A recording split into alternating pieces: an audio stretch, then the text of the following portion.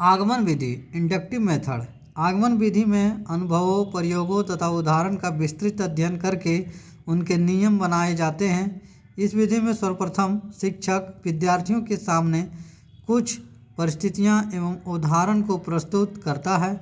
वह इन परिस्थितियों के व उदाहरणों के माध्यम बनाकर विद्यार्थी उनका तार्किक ढंग से विचार विमर्श करके किसी सिद्धांत व नियम तक पहुंचता है। आगमन विधि एक प्रभावशाली विधि है। इसमें उदाहरणों के माध्यम बनाकर सामान्य नियम को याद करवाया जाता है।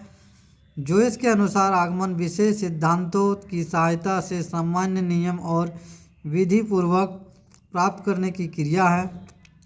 लेंडल के अनुसार जब हम विद्यार्थियों के सम्मुख बहुत से तथ्यों, उदाहरणों या वस्तुओं को प्रस्तुत करते हैं तो फिर उनसे अपने स्वयं के निष्कर्ष निकलवाने का प्रयास करते हैं, तब हम शिक्षण की आगमन विधि का प्रयोग करते हैं। W.M. रायबर्न के अनुसार आगमन विधि से पाठ में बालक निरीक्षण करता है या उनका ध्यान अनेक विशिष्ट उदाहरणों की ओर आकर्षित होता है और तब ही विशिष्ट उदाहरणों के आधार पर एक सामान्य सिद्धांत का निर्माण कर लेता है। यंग के अनुसार इस विधि में बालक विभिन्न स्थूल तथ्यों के आधार पर अपनी मानसिक शक्तियाँ का प्रयोग करते हुए स्वयं किसी विशेष सिद्धांत, नियम या सूत्र तक पहुँचता है। उपरोक्त परिभाषाओं से स्पष्ट है कि आगमन विधि में बालक स्वयं तथ्यों, प्रयोगों और उदाहरणों की सहायता से किसी सूत्र या नियम विशेष का ज्ञान प्राप्त करता है। आगमन विधि मुख्यतः विशिष्ट से सामान्य की ओर, ज्ञात से अज्ञात की ओर, स्थूल से सूक्ष्म की ओर पर आधारित होती है। आगमन विधि के चरण। आगमन विधि निम्नलिखित 4 चरण होते हैं। पहला है विशिष्ट उदाहरणों का प्रस्तुतिकरण। इस चरण में शिक्षक विद्यार्थी के सामने एक जैसे उदाहरणों को प्रस्तुत करता है तथा इन्हीं की सहायता से उन उदाहरणों को हल प्राप्त करता है। दूसरा है निरीक्षण करना, ऑब्जर्वेशन। जब उदाहरणों का हल याद कर लिया जाता है तब विद्यार्थी उसका निरीक्षण करता है, जिसमें वह शिक्षक के सहयोग से निष्कर्ष तक पहुंचने की कोशिश करता है। दूसरा हमारा तीसरा आ जाता है सामान्यीकरण करना, जनरलाइजेशन। प्रस्तुत किए गए उदाहरणों का निरीक्षण करने के बाद शिक्षक तथा विद्यार्थी विचार विमर्श करके तर्कपूर्ण ढंग से किसी सामान्य सूत्र, सिद्धांत या नियम को निर्धारित करते हैं। चौथा है परीक्षण एवं सत्यापन। सामान्य सूत्र, नियम या सिद्ध को निर्धारित करने के बाद विद्यार्थी एक अन्य तथा परीक्षणों की सहायता से नियम को सत्यापित करते हैं। एक उदाहरण के द्वारा हम समझते हैं। 600 रुपये का 8% ब्याज की दर से 3 वर्ष का ब्याज याद कीजिए। तो हमारा 100 रुपये का 1 वर्ष का ब्याज 8 रुपया। प्रथम चरण में 1 वर्ष का 1 रुपया का 1 वर्ष का ब्याज 8/10 रुपया। 600 रुपये का 1 वर्ष का ब्याज 8/100 गुने 600। तो 600 रुपये का 3 वर्ष का ब्याज 8/100 गुने 600 गुने 3 बराबर 144 रुपया।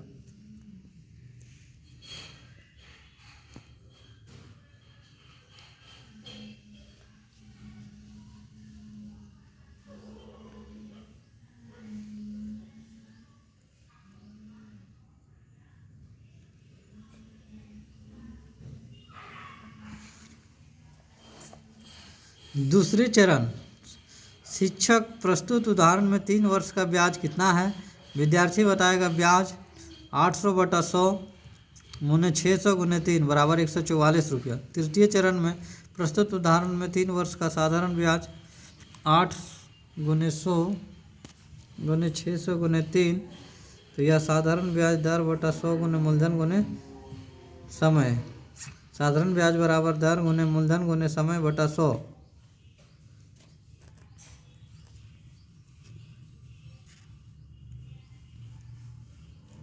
अब हम लोग आते हैं आगमन विधि के गुण।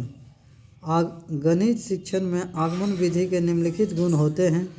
इस विधि द्वारा अर्जित ज्ञान प्रत्यक्ष तथ्यों पर आधारित होता है, इसलिए यह विधि एक वैज्ञानिक विधि है। यह विधि बालक या विद्यार्थी को नवीन ज्ञान प्राप्त करने के लिए उत्साहित करती है। इससे पहले उदाहरण देने के कारण विद्यार्थी सूत्र की खोज में सक्रिय रहते हैं। यह ज्ञानात्मक दृष्टि का विकास करती है। यह विधि छोटी कक्षाओं के लिए अत्यधिक उपयोगी है। इस विधि द्वारा प्राप्त ज्ञान अस्थायी होता है, क्योंकि इसमें विद्यार्थी स्वयं परिश्रम करके सीखता है। इस विधि द्वारा ज्ञान प्राप्त करने में विद्यार्थी की आत्मनिर्भरता एवं आत्मविश्वास बढ़ता है। इस विधि द्वारा गणित के नवीन नियम, सिद्धांत, संबंध आदि याद किए जा सकते हैं। इस विधि के प्रयोग से विद्यार्थी की पाठ में रुचि बनी रहती है। इस विधि द्वारा विद्यार्थी की आलोचनात्मक, निरीक्षण तथा तर्क शक्ति का विकास होता है। यह विधि अनुसंधान के लिए प्रोत्साहित करती है। आगमन विधि के दोष। उपयुक्त गुणों के होते हुए भी यह विधि दोष रहित नहीं है। इसके कुछ प्रमुख दोष निम्नलिखित है। यह विधि केवल छोटे बालकों के लिए उपयोगी सिद्ध होती है, बड़े बालकों के लिए नहीं। इस विधि का प्रयोग कठिन है, क्योंकि आंकड़ों का एकत्रीकरण, वर्गीकरण तथा विश्लेषण प्रत्येक विद्यार्थी नहीं कर सकता। इस विधि द्वारा कार्य करने की गति धीमी पड़ती है। इस विधि द्वारा सभी नियमों का शिक्षण संभव है।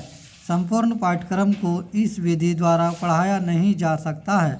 इसमें अध्यापक निष्क्रिय रहते हैं। इस विधि द्वारा सीखने में अधिक समय, धन एवं प्रयत्न करने पड़ते हैं। अनुभवों या योग्य अध्यापक ही इस विधि को सही रूप से प्रयोग कर सकते हैं। 9वां, यदि बालक इसमें अशुद्ध सिद्धांत निकाल देता है तो उसे पुनः शुद्ध याद करना कठिन हो जाता है। 10वां, यह विधि अपने आप में ही पूर्ण मानी जाती है, जो कि असंभव है। निगमन विधि। यह विधि आगमन विधि के बिल्कुल विपरीत होती है। इस विधि में सामान्य से विशिष्ट की ओर, सूक्ष्म से स्थूल की ओर एवं सिद्धांत से उदाहरण की ओर चला जाता है। इस विधि में शिक्षक सर्वप्रथम विद्यार्थी के सिद्धांत बताता है, तत्पश्चात उससे संबंधित उदाहरण प्रस्तुत करता है। अर्थात विद्यार्थी को पूर्व में ही नियम बता दिए जाते हैं, उसके बाद ही उदाहरण दिए जाते हैं। इस विधि का प्रयोग मुख्यतः बीजगणित, रेखागणित तथा त्रिकोणमिति में किया जाता है। निगमन विधि को अभिधारणाओं, आधारभूत तथ्यों तथा स्वयं सिद्धांतों की सहायता ली जाती है। यह विधि उच्च स्तर की कक्षाओं के लिए अधिक उपयोगी होती है, क्योंकि इस अवस्था में बालक का मानसिक विकास प्रचुर मात्रा में हो जाता है और वह दिए गए सिद्धांतों को आसानी से समझ लेता है। लैंडन के अनुसार इस विधि द्वारा शिक्षण में पहले परिभाषा का नियम सिखाया जाता है, तत्पश्चात अर्थ का सावधानी से स्पष्टीकरण किया जाता है और अंत में तथ्यों का प्रयोग करके पूर्णतः से उसे स्पष्ट कर दिया जाता है।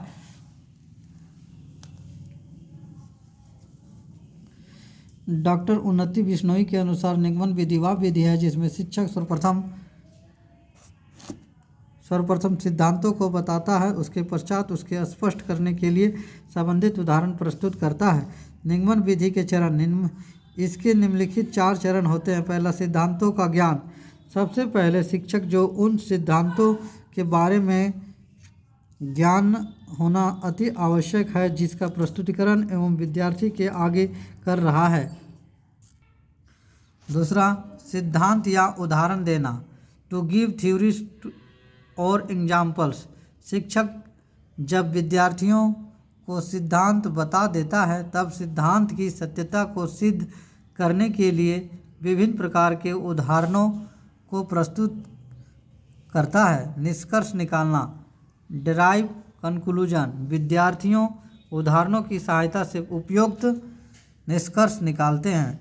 चौथा है सत्यापन, प्रूफ्स। विद्यार्थी निष्कर्ष के आधार बनाकर सत्यता का परीक्षण करते हैं। फॉर एग्जाम्पल, एक कमरा 15 मीटर लंबा है, 8 मीटर चौड़ा है, तो कमरे का क्षेत्रफल बताइए। तो कमरे का क्षेत्रफल होता है लंबाई गुने चौड़ाई, तो 15 गुने 8 मतलब 120 वर्ग मीटर। तो साधारण ब्याज मूलधन गुने दर बटा 100। निगमन विधि में सामान्य सूत्र या नियम की महत्ता देते हैं और उसे विशिष्ट उदाहरण या परिस्थितियों में लागू करते हैं। इस प्रकार नियम यथार्थ तथ्यों की व्याख्या करने में साधन होते हैं। निगमन विधि के गुण। इस निगमन विधि के निम्नलिखित गुण होते हैं। पहला, इस विधि द्वारा कम समय में अधिक से अधिक प्रश्न हल कराए जाते हैं।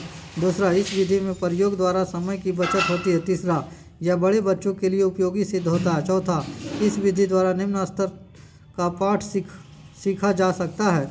पाँचवां, निगमन विधि द्वारा नियमों, सिद्धांतों तथा सूत्रों की सत्यता की जांच सफलतापूर्वक की जा सकती है। छठा, यह स्मरण शक्ति इसको बढ़ाती है। सातवां, यह विधि द्वारा ज्ञानार्जन की गति तीव्र होती है। आठवां हो गया। नौवां, आठवां, यह विधि निष्पक्ष होती है। नौवां, यह विधि द्वारा प्राप्त निष्कर्ष शुद्ध, स्पष्ट और संक्षिप्त होते हैं। 10वां, नवीन समस्याओं को हल करने के लिए यह विधि अधिक उपयोगी होती है। निगमन विधि के दोष। इस विधि द्वारा प्राप्त ज्ञान अधिक अस्थायी नहीं होता। यह विधि स्मृति केंद्रित विधि है, जिससे यह मनोविज्ञान के सिद्धांतों के विपरीत है। छोटी कक्षाओं के लिए यह विधि अधिक उपयोगी नहीं होती है। यह विधि खोज की अपेक्षा रटने की प्रवृत्ति पर अधिक बल देती है। यह विधि से विद्यार्थियों या बालकों को आत्मविश्वास में आत्मनिर्भरता की भावना उत्पन्न नहीं हो पाती है।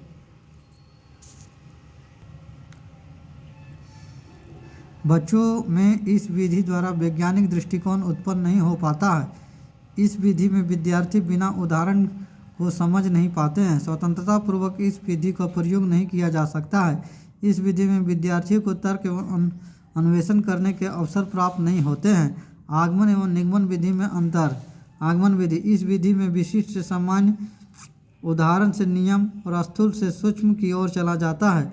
इस विधि में सामान्य से विशिष्ट, नियम से उदाहरण और सूक्ष्म से स्थूल की ओर चला जाता है। इस विधि में बालक क्रियाशील रहता है। इस विधि में शिक्षक क्रियाशील रहता है।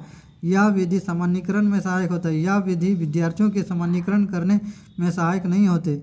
यह विधि छोटे बालकों या छोटी कक्षाओं के लिए उपयोगी होता है। यह विधि बड़े विद्यार्थियों या उच्च कक्षाओं के लिए उपयोगी होते हैं। यह अनुसंधान का मार्ग है, यह अनुकरण का मार्ग है। इस विधि में बालक सूझ द्वारा ज्ञान प्राप्त करता है। यह विधि रटने पर बल देती है। यह अध्यापक की श्रेष्ठ विधि है, या अध्ययन की श्रेष्ठ विधि है, या मनोवैज्ञानिक विधि है, या अपेक्षाकृत मनोवैज्ञानिक विधि है, या अवबोध केंद्रित है, या स्मृति केंद्रित है। इस